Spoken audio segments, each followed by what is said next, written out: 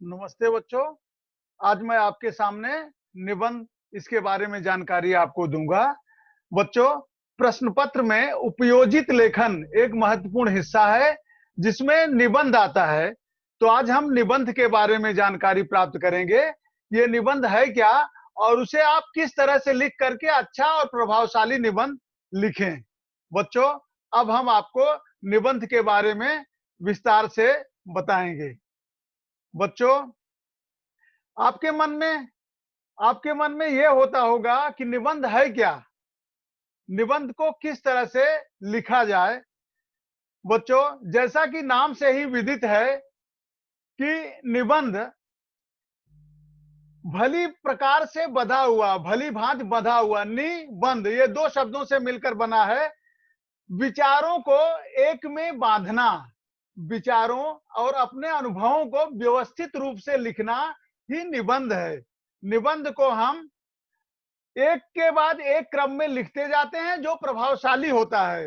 निबंध द्वारा हम अपने विचारों, भावों तथा सुझावों को संयमित यानी कि निश्चित शब्द सीमा में प्रभावशाली भाषा तथा तथ्यों की सहायता से प्रकट करते हैं। निबंध के विषय अनंत हो सकते हैं। बच्चों, अनंत का अर्थ यह है कि निबंध जो है कोई निश्चित नहीं है कि इतने ही निबंध हो सकते हैं।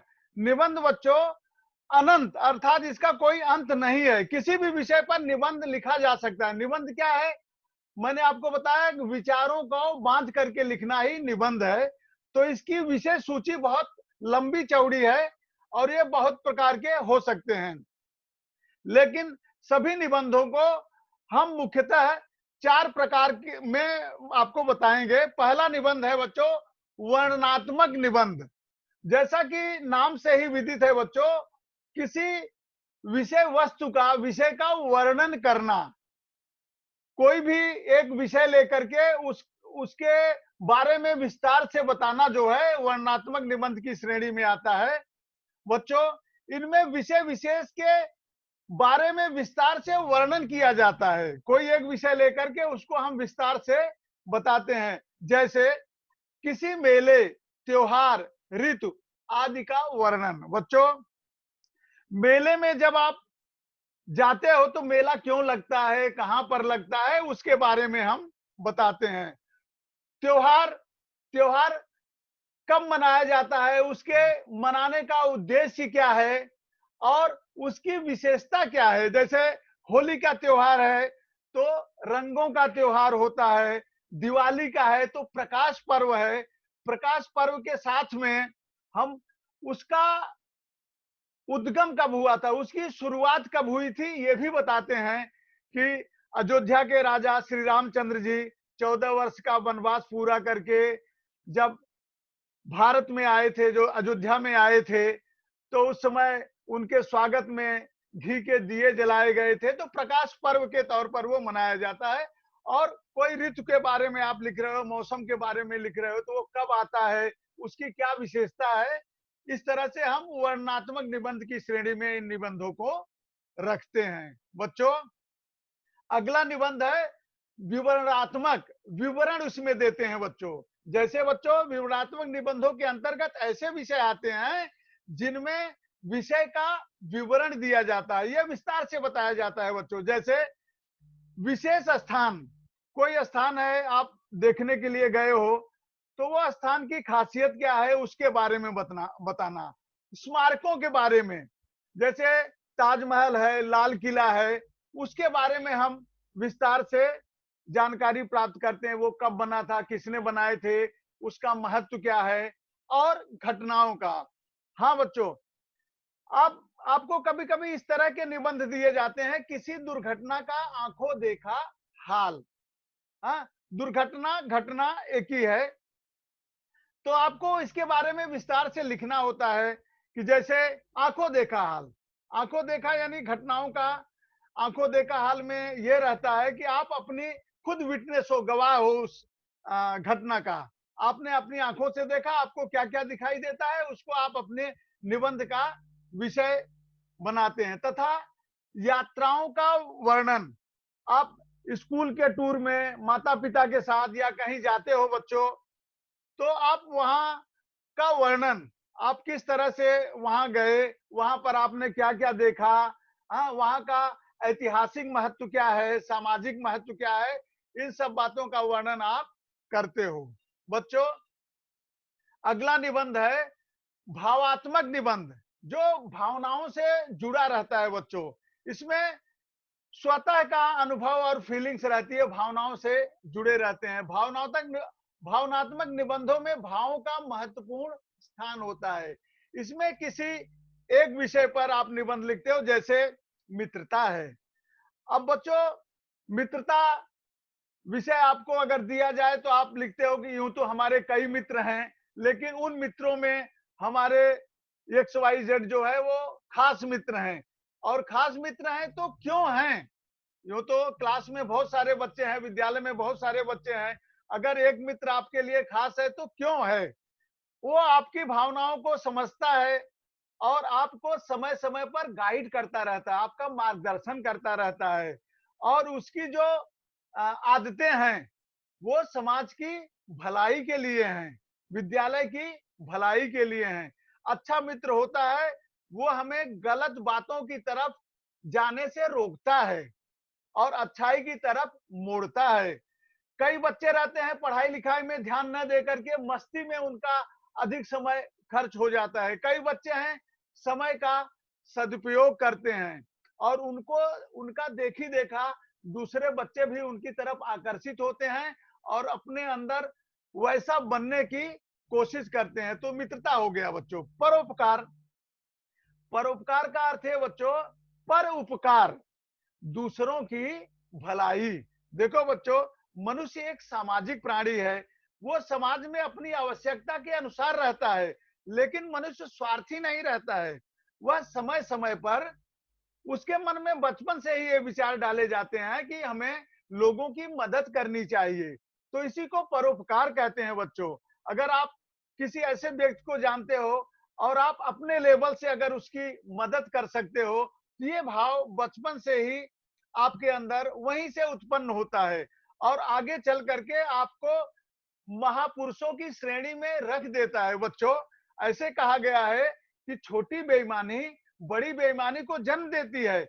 आप जब छोटा गुनाह करते हो कभी, तो वो गुनाह धीरे धीरे बढ़ते बढ़ते बढ़ते बढ़ते बड़ा गुनाह हो जाता है। इसलिए कोशिश ये करनी चाहिए कि छोटे गुनाहों से ही हमें मुख मोड़ लेना चाहिए या नहीं करना चाहिए। हमें बचपन से ही अच्छी आदतें डालनी चाहिए। इसीलिए आपको महापुरुषों की कहानियां सुनाई जाती हैं कि उन्होंने किस तरह से बचपन में उनके संस्कार थे, धीरे धीरे सच बोलना, झूठ न बोलना।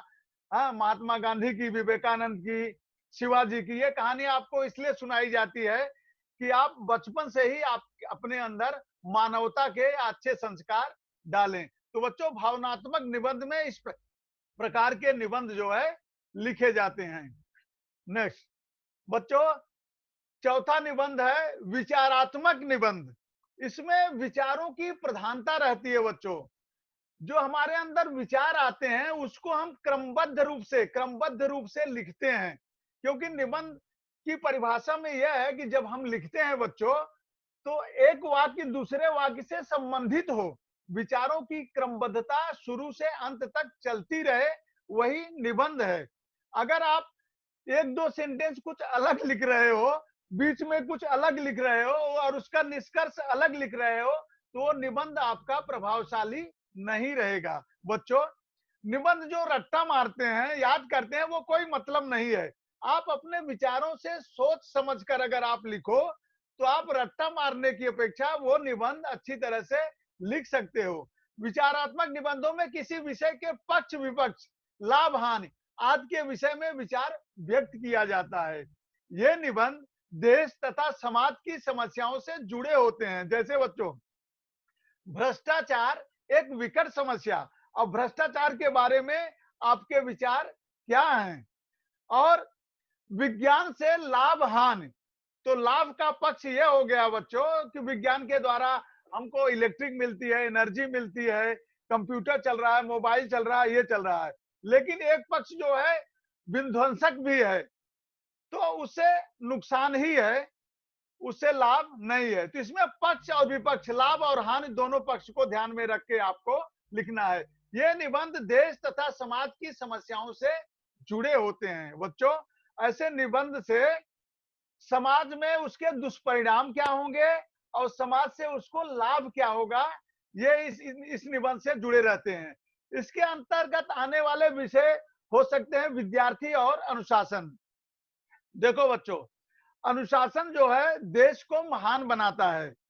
आप सेना की परेड देखते हो या अपने विद्यालय में भी परेड होता है तो सबके हाथ एक साथ आते जाते हैं, वही अनुशासन है। और विद्यार्थी जीवन में अनुशासन क्या है? जो समय सारणी आपको टाइम टेबल दिया जाता है, वो उसके अनुसार आप अपने पाठों की तैयारी करते हो। अब परीक्षा के कुछ समय पहले आप तैयारी करते हो तो आपकी तैयारी अच्छी नहीं हो पाती। आप अनुशासन से जो काम दिए जाते हैं समय से पूरा करते हो, उसका आपके विद्यार्थी जीवन में अच्छा प्रभाव पड़ता है। आपके अंदर कॉन्फिडेंस आता है और आप परीक्षा में आने पर घबराते नहीं हो और आपके अंदर जो विचार हैं, आप उन्हें अच्छी तरह से लिख सकते हो। आतंकवाद और प्रदूषण। बच्चों, आतंकवाद माने गलत धारणाएं जो हैं देश में टेररिस्ट और ये सब आतंकवाद के अंतर्गत आते हैं। उससे क्या परिणाम होता है? कश्मीर की समस्या आप देख रहे हो, समय समय पर होता रहता है। तो उससे किस प्रकार छुटकारा पाया जाए और वो समाज के लिए किस प्रकार विध्वंसक है। और प्रदूषण एक विकट समस्या, आपको ये निबंध बार बार दिया जाता है कि पोल्यूशन से क्या नुकसान है। बच्चों, प्रकृति अपने आप को सुधारती है कुछ समय में। जब कोई बड़ी विपदा आती है तो प्रदूषण उस समय कम होते हैं। आपने इस कोरोना के दौरान भी देखा है कि कई पेपरों में आता है, न्यूज में आता है कि हिमालय दिखाई दे रहा है बहुत दूर से। नदियां साफ सुथरी हो गई हैं मिल फैक्ट्री बंद होने के कारण। तो इस तरह से प्रकृति अपने आप को रिपेयर करती है, सुधारती है समय समय पर। लेकिन ये एक विकट समस्या है। बच्चों, निबंध लिखने के लिए आपको कुछ खास बातों को ध्यान में रखना चाहिए कि निबंध हम किस तरह से लिखें। निबंध किसी एक उद्देश्य अथवा किसी एक विषय को ही लेकर लिखना चाहिए। जब आपको कोई एक समस्या टॉपिक दिया जाता है बच्चों, तो आप उस टॉपिक से भटक कर और कई टॉपिक को अपने आप में समाहित मत कर लो, उसमें मत इन्वॉल्व कर लो।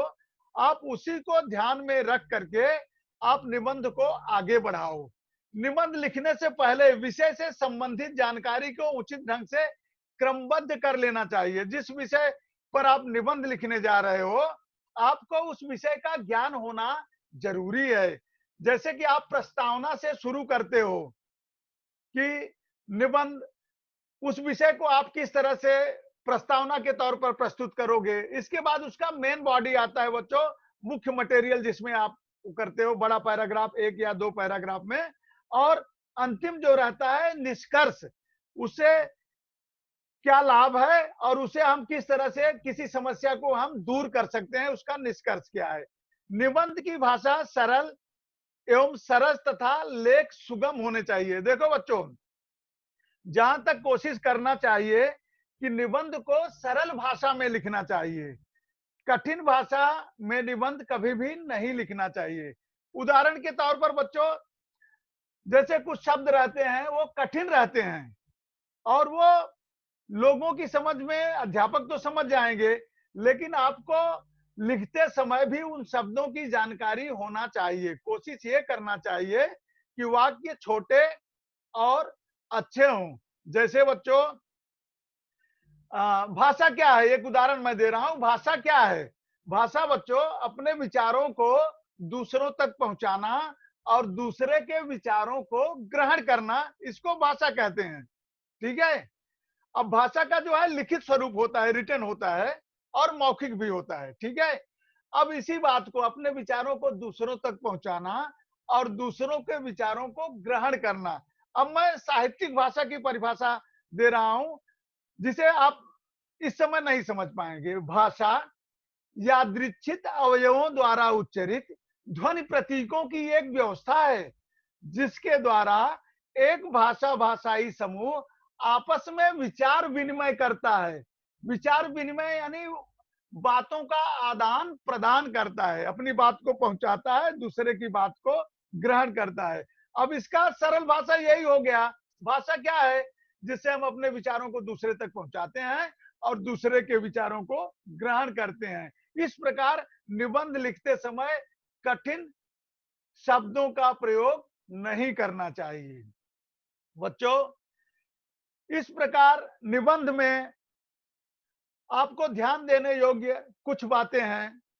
जैसे विराम चिन्हों का पूरा पूरा ध्यान रखना। वाक्य लिखते समय, निबंध लिखते समय विराम चिन्हों का पूरा पूरा ध्यान लिखना चाहिए।